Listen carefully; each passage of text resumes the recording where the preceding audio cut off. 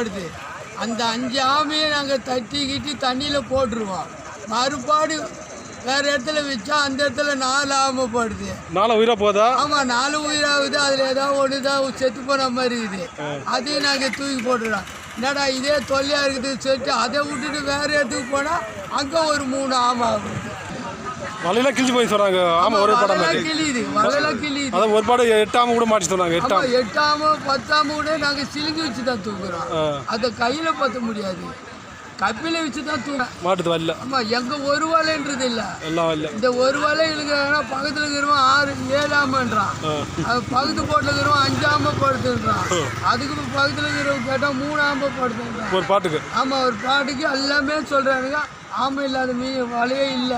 ஆமாம் சார், எல்லாம் செத்து வரல மாட்டேன் உயிராகுது. ஆமை படுத்தா அதில் ஒரு ஆமை தான் சாகுது.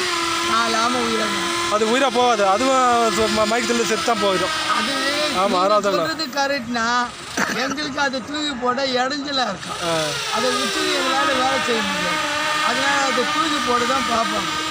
அதுதான் இப்போ இந்த போட்டில் வச்சுருக்கீங்கன்னா, இப்போ திரும்ப இந்த போட்டில் வச்சுக்கிங்கன்னா இடம் சின்னது. அதை நம்ம 2 ஆமை அந்த மாதிரி டயர்டாக வருதுன்னா ஒதுக்கி வச்சு வேலை செய்ய முடியாது. நாங்களும் வேலை செய்ய முடியாது. அதனால் அதை தண்ணியில் தூக்கி போட தான் பார்ப்பாங்களே தவிர அதை வச்சுன்னு இருக்க முடியாது. ரொம்ப நன்றி.